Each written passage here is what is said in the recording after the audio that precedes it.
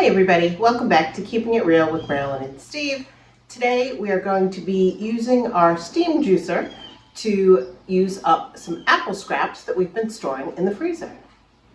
In case you missed some of our previous steam juicing videos, the steam juicer is a three-part.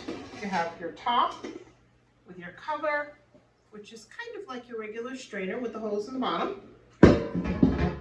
You have your centerpiece, which has a funnel, and what this is going to do is this is going to catch the juice that strains from the top pot, and it's going to allow it to go out this hose and into a jar.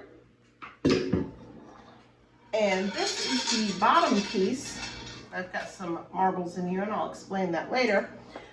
This is the bottom piece where you're going to put your water, which is going to create the steam to allow us to capture the juice from our apples. I've added about 2 inches of water to this bottom part of the steamer, and I've added a couple of marbles. The reason I do this is if the pan starts to boil dry, the marbles, which are bouncing around when the water is boiling, will stop. The pot gets quiet. I know I need to add more water. I'm already aware that I'll be adding water during this process because of the amount of apple scraps that we're going to be using today. But this is just a little something that kind of is in the background noise that makes me pay a little more attention so I know when this may need to have more water added. Let me get this pot all put back together and ready to put the apple scraps in. Before I start putting the apple scraps in, I just wanted to mention that the bottom part of the pot does have a cutout where your spout for the hose that's going to let the juice drain out sits into, so you want to make sure you have that lined up correctly. The hose also does come with a clamp that you can take off to allow this to drain. You put the clamp on in between, or if you're changing out your jars so that it doesn't drain out. My husband made this little wooden peg for me that I can put in between if I want to keep this open, and I don't have to worry about it getting too hot. So now let's get the scraps put into the pot and get the pot onto the stove. I have 4 1-gallon bags of apple scraps plus another smaller bag. We're going to see how much we can fit in here before we get it on the stove.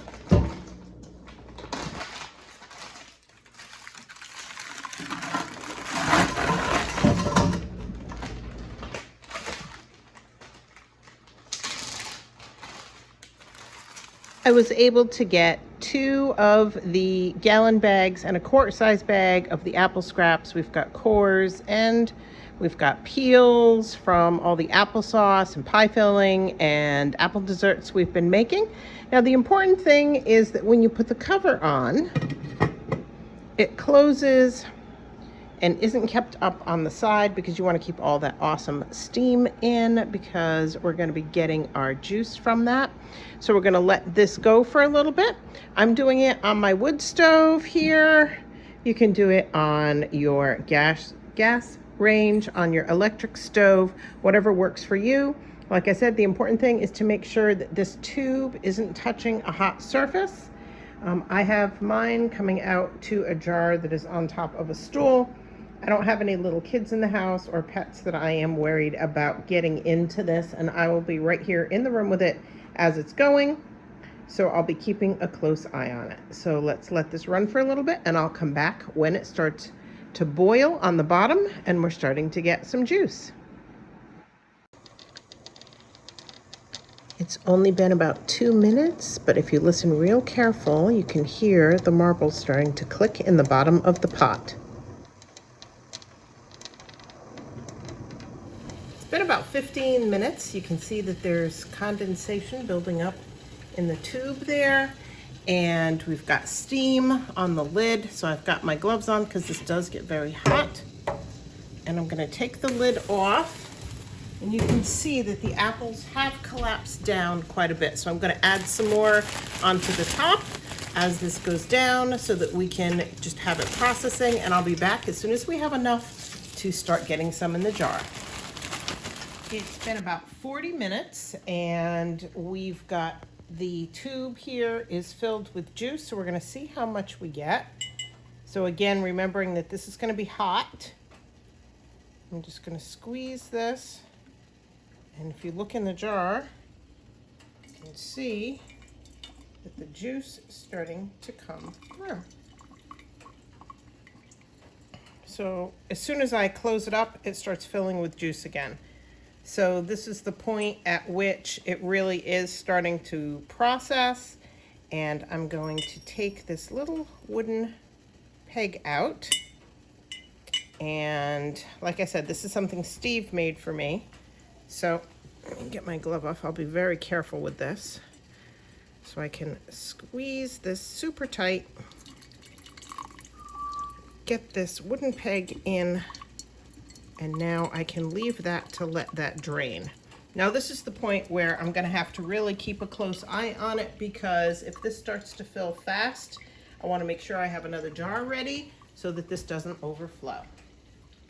So I'll keep an eye on this, and when we get this jar just about full, I'll come back.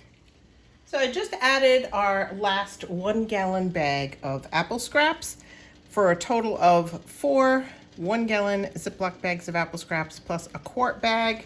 I'm gonna get the cover back on, and then you can see it's been a little less than an hour and we have almost a half gallon of juice, and I don't want it to get too close to the top, so I'm gonna get that jar swapped out and see how much more we can get. Okay, this is very hot, so I'm gonna be super careful. Get this into the new jar, set that down. I have heat resistant gloves on so that I don't burn myself. It's already dripping into the new jar, and I'm gonna put this aside to cool. So things got a little bit crazy busy here last night, so I didn't get to get this finished up. Once I had this steamed, I put these in the refrigerator last night so that I could get back with you this morning. So we ended up with 1.25 gallons of apple juice from just those scraps that we had saved in our freezer. Now, this apple juice is going to be able to either be drank as is, you can put it in the freezer, you can can it, you can make an apple jelly or an apple cinnamon syrup, you can use it in mixed drinks for a nice flavor of fall. There's so many different options on what you can do with this. And as far as what we had left over for scraps, we have only this bowl. So that 4 gallons and a quart broke down to about 1 gallon of scraps. Now, if I hadn't used the apple cores with the seeds, I would give this to my chickens, but since I did, there's too many seeds for me to give this to my chickens. But don't worry, it's definitely not gonna go to waste. Since this is broken down as awesome as it is already, we're gonna put this right into our compost pile, and we'll be able to add it into the garden next year. Just to wrap this up, you can do this same steaming process with all kinds of fruits. I've done, as well as apples, I've done cranberries, I've done blueberries, I've done strawberries. You can steam juice just about anything. I've made our own vegetable broth with vegetable scraps. So there's a lot of options when you get to steam juicing on things that you can make and things that you can do. If you like to steam juice things, make sure you leave us a note in the comments and let us know how you use your steam juicer or the products you get from that. And remember to give us a like, subscribe, share our videos with your friends who you think might be interested in our content. And until next time, everybody, we'll see you soon.